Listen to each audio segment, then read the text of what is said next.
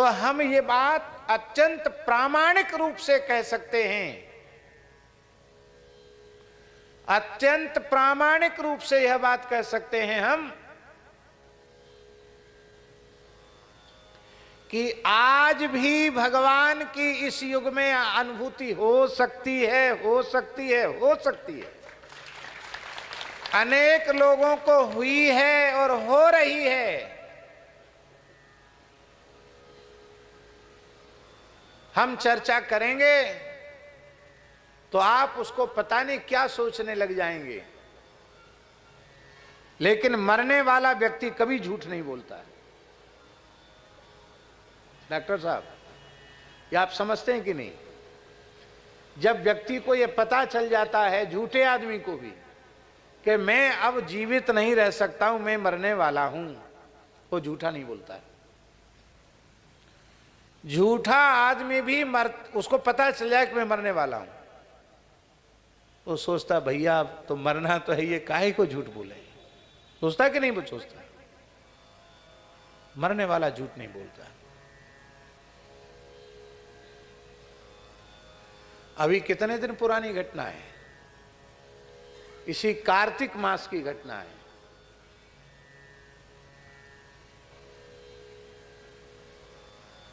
हम लोग नहीं समझ सके कि माताजी की आध्यात्मिक स्थिति इतनी ऊंची थी।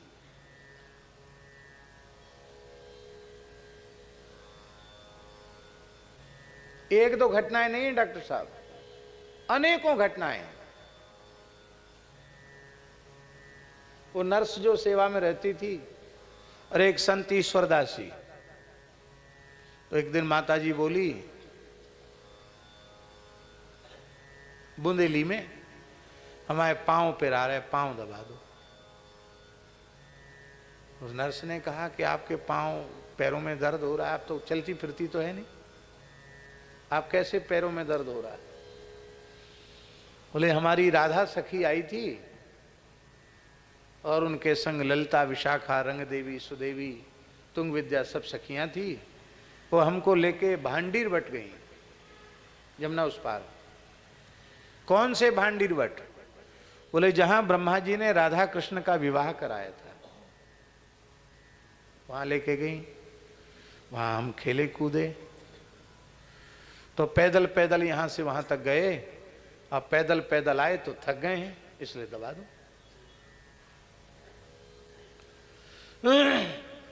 तो उन्होंने कहा कि स्वप्न में गई थी क्या? बोले नहीं, स्वप्न में नहीं, हम गए, इसी शरीर से गए, हम स्वयं गए वहां।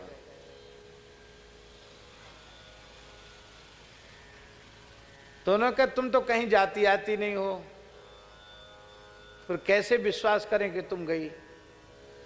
तो माताजी उस नर्स से बात छोड़ करके किसी दूसरे से बात करने लगी।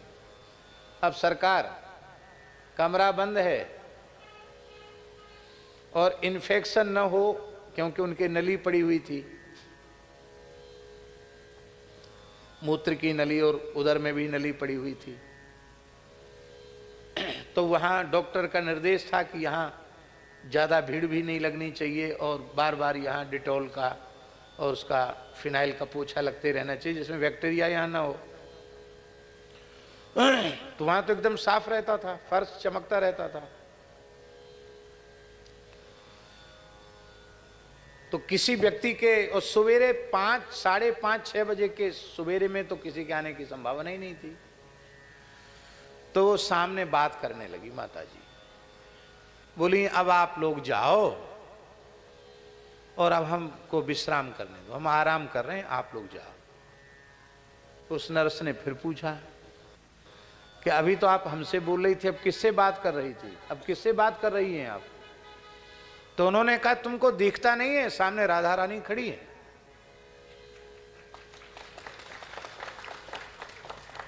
तो उसने पूछा कैसी है राधा रानी?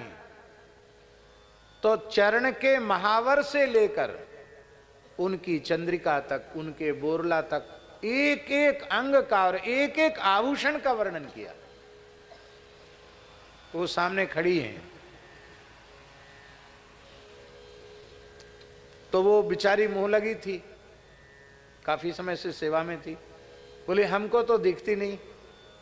बोले तुमको नहीं दिखता क्या है? वो हमको देख रही कि नहीं राधा? बोले हाँ तुमको देख रही है, मुस्कुरा भी रही है। और कौन है? बोले इधर तुंग विद्या है, इधर रंग देवी है। अब ललिता विशाखा के नाम तो उनको याद थे, पर सबके नाम याद नहीं थे, पर सबके नाम ले रही थी वो। और बोली अब गेट खोल दो, उनको जाने दो, और देखो बच के जाना, उनके शरीर से तुम्हारा कोई कपड़ा न छू जाए। तो नर्स को लगा कि ये बातचीत कर रही, कुछ न कुछ अलौकिक घटना तो घट रही है। तो वो जैसे अब उतनी सी जगह है, उधर गेट है, तो उधर से जैसे ही वो गई तो वो राधा रानी इधर सामने खड़ी है, उनकी सखियां ऊंची लाइन में खड़ी हैं। वो नर्स जैसी उधर गई कि वो स्वयं सुनाती है कि मेरे सारे शरीर में एकदम करंट जैसा लगा, मेरे सारे शरीर में एक साथ रोमांच हो गया, और एक ऐसी दिव्य सुगंध के जैसी सुगंध मैंने जीवन में कभी सूंघी नहीं। मुझे लगा कि मैं क्या हो गया ये,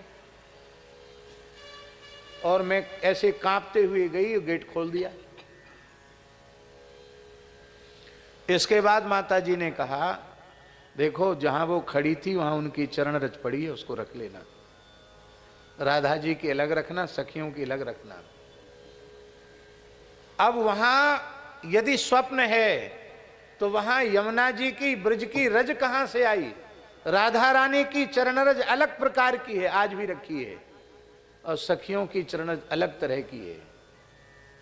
फिर भी उनको विश्वास नहीं हुआ कि ये आज मतलब ये तो चमत्कार, प्रत्यक्ष चमत्कार है, ये हो गया। अब क्या? तो माता जी का हाथ बांध देते थे रात को कपड़े से। यद्यपि बांधने में बड़ी पीड़ा तो होती थी, लेकिन वो जरूरी इसलिए था कि वो नली खींच देती थी, और नली खींचने के बाद फिर उनको दोबारा नली डालने में बहुत तकलीफ होती थी। डॉक्टर का निर्देश था कि बार बार करने से घाव हो जाएगा और फिर बहुत तकलीफ हो जाएगी, हमारे नियंत्रण में बात नहीं रहेगी। इसलिए कपड़े से उनका हाथ ऐसे बेड से ही बांध देते। उन्होंने कहा हमारा खोलो, तो हाथ खोले तो सरकार दोनों हाथ में रज उन्होंने दिखाई। अब वो कहां चले गई रज लेने? बोली ये भांडीर वन की रज है। फिर बोली हमारे पैर देखो, तो पैरों में यमुना जी की रज लगी हुई थी। और पधारने के पहले एकादशी को शरीर पूरा हुआ। अक्षय नवमी को बोली कि सब लोग वृंदावन की परिक्रमा कर रहे हैं, हमको वृंदावन की परिक्रमा करना है। तो जो सेवा में थे उन्होंने कहा कैसे संभव है, आप व्हील चेयर पर तो आपको थोड़ा चलाया जाता है, आप चल नहीं सकती, इतनी भीड़ में कैसे परिक्रमा करेगी? नहीं हमको तो परिक्रमा करना, वृंदावन की परिक्रमा करना। बहुत हठ किया, पर हट करने से क्या, उनका तो कोई जाने की स्थिति नहीं थी, तो कोई कैसे ले जाता उनको। दशमी के दिन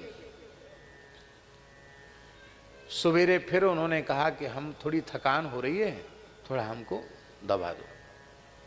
तो उसने फिर पूछा कि आज कहाँ चली गई थी जो थकान हो गई? उन्होंने कहा तुम लोग हमको वृंदावन की परिक्रमा तो ले नहीं गए, तो हमारी राधा सखी आई थी, सखियों के सहित वृंदावन की परिक्रमा करा के लाई हैं, और हम टटिया स्थान में खेल रहे थे। देखो मेरे हाथ में टटिया स्थान की रज है, मेरे पैर में देखो रज है। तो जैसे कोई धूल में चल के आवे। अब उनके चरण तो ढके रहते थे, न चलने के कारण चरण ऐसे हो गए थे जैसे हाथ की हथेली, हाथ की हथेली जैसे चरण हो गए थे, तो चलती नहीं थी। उसमें जैसे कोई धूल में चल के आया हो। और बोली टटिया स्थान के जितने वृक्ष हैं उनको वृक्ष नहीं समझना, वो सब रसिक संत हैं, वहां कलयुग का प्रवेश नहीं है। हम सखियों के सहित वहीं खेल रही थी। अब और संतों को तो उन्होंने देखा है, गीता वाटिका के श्री राधा बाबा का तो कभी दर्शन नहीं किया। बोले 5 संत हमको मानसरोवर ले गए, पल्ली पार राधा रानी मानसरोवर, उनमें एक तो ये संत हैं जिनकी फोटो लग रही। बोले ये कौन है? बोले ये राधा बाबा गीता बैठका वाले। दूसरे गोरीलाल जी वाले। और बोले 3 संतों को हम पहचानते नहीं। वो हमको लेके गए। वहाँ क्या हो रहा था? बोले वहाँ रास हो रहा था, बहुत सुंदर लीला हो रही थी। और वहाँ राधा रानी से हमने पूछा, सरकार माता जी ने वहाँ पूछा राधा रानी से कि वो पिताजी के लिए कि वो दादा दरबार जाते हैं और हम उनके बिना रह नहीं सकते और हमको फिर जाना पड़ेगा वहाँ, कहीं हम वहीं मर गए तो कैसे होगा? हमको वृंदावन की रज मिलेगी कि नहीं? राधा रानी से पूछा उन्होंने। तो राधा रानी ने कहा कि तुम तो ब्रज की लता हो, तुमको वृंदावन की रज अवश्य मिलेगी, तुम चिंता मत करो। वही बात सत्य हो गई। स्नान के समय एक कान का कुंडल, स्नान तो बहुत करती थी, इतने नली लगने के बाद भी दिन में 3 बार 4 बार सिर से नहाना। तनिक भी आशंका हो जाए पवित्रता की तो फिर नहाना। बहुत पवित्र रहती थी। और एक बीमारी का कारण यह भी था बहुत ज्यादा नहाना। माने बाथरूम में गई, शौचालय में गई तो सिर से ही नहाना है, चाहे जितनी ठंड हो।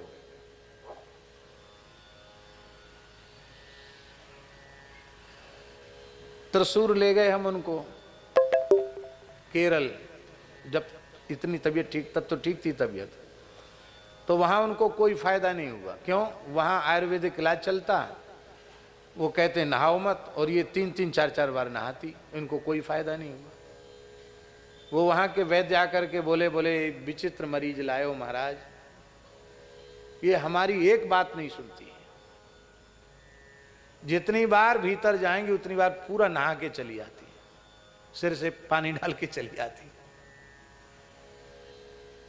हमने कहा कि यहां इलाज के लिए आए हैं और इतना पैसा लग रहा है, आप ऐसा क्यों करती हो? बोले देखो मरना हो हम भले ही मर जाएं, पर हम अपवित्र नहीं रह सकते। क्यों? हमको नाम जप करना, हमको पाठ पूजन करना, हम अशुद्ध नहीं रह सकते। भले ही हम मर जाएं, हमको फायदा हो नहीं हो, हमको कोई परवाह नहीं, हम अपवित्र नहीं रह सकते।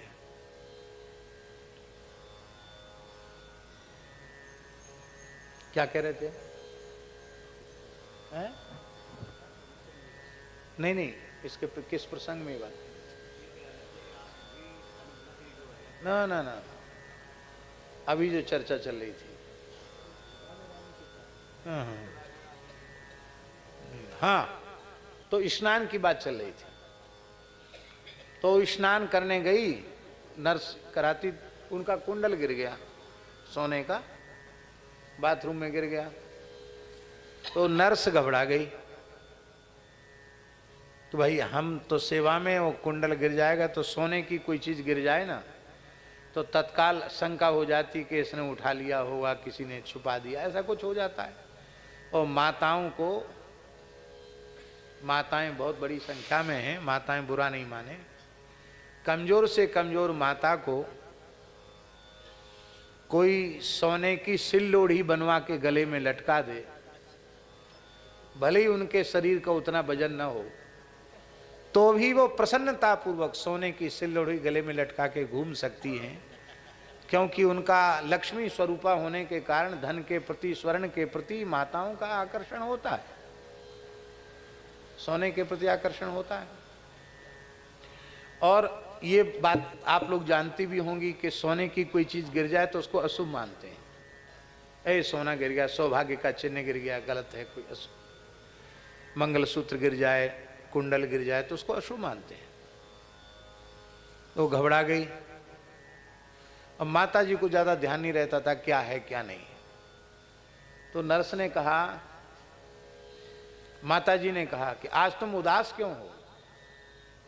उसने कहा माता जी आपका कुंडल गिर गया है, मिल नहीं रहा है, पता नहीं कहाँ गिर गया, बाथरूम में गिर गया, कहाँ गिर गया, इसलिए हम उदास हैं। अरे बोले गिर गया तो गिर गया, जाने दो, क्या है, कुंडल गिर गया तो गिर गया, तुम दुखी क्यों हो, प्रसन्न रहो। माने उसको स्वर्ण गिरा, आभूषण गिर गया, सौभाग्य का चिन्ह गिर गया, उसको उन्होंने कोई सीरियसली नहीं लिया। अरे गिर गया, गिर जाने दो, तुम दुखी क्यों, तुम प्रसन्न रहो। वो नर्स बोली कि तुम्हारी कमाई होती तो तुमको कष्ट होता, तुम्हारी कमाई तो है नहीं। समझ में आई बात? नहीं है। माने ये आपने पैसा से खरीदा होता, खरीदने वाला लाया, पहनाने वाले ने पहनाया, आपकी चीज खो गई तो आपको कष्ट नहीं, क्योंकि आपकी कमाई नहीं। तो माता जुले क्या बोल रही हो? बोले हम ये बोल रहे हैं कि आपकी कमाई थोड़ी जो आपको कष्ट हो। तो माता जी बोली कि अभी हमारी कमाई का पता नहीं चलेगा, जब हम मर जाएंगे तब हमने जीवन भर क्या कमाई की ये पता चलेगा। ऐसी एक दो घटना, कितनी घटनाएं, और इसका प्रत्यक्ष प्रमाण मैं हूं कि एकादशी की पवित्र वेला में दो दो जगह तुलसी विवाह हो रहा था, वेद मंत्रोच्चार कीर्तन हो रहा था, पंचामृत चरणामृत, तुलसी शालिग्राम जी की विवाह की चुनरी ओढ़ी, और हमने अपने हाथ से संत चरणामृत, भगवत चरणामृत, जगन्नाथ जी का निर्माल्य ब्रजरज, गुरुदेव की चरणरज अपने हाथ से प्रदान की। हमारी गोद में उनका मस्तक था, और अंतिम श्वास तक भगवत स्मृति, अंतिम श्वास तक नाम चलता ही रहा, अंतिम श्वास तक नाम चलता रहा। कोई हलचल नहीं, कोई बेचैनी नहीं, कोई चिल्लाई नहीं, किसी को याद नहीं किया, किसी को देखा नहीं, किसी को पुकारा नहीं।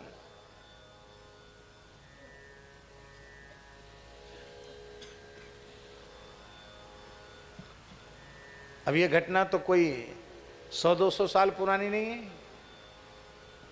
अभी एकादशी आएगी, लगभग 1 महीना पुरानी घटना है, हैं? कल ही एकादशी, कल 1 महीना हो जाएगा। हमारे कहने का प्रयोजन यह है कि आप भजन के साधन के पथ पर चलकर देखिए, आपको पद पद पर अनुभूति होने लग जाएगी। अभी भी दादाजी कहीं गए नहीं है।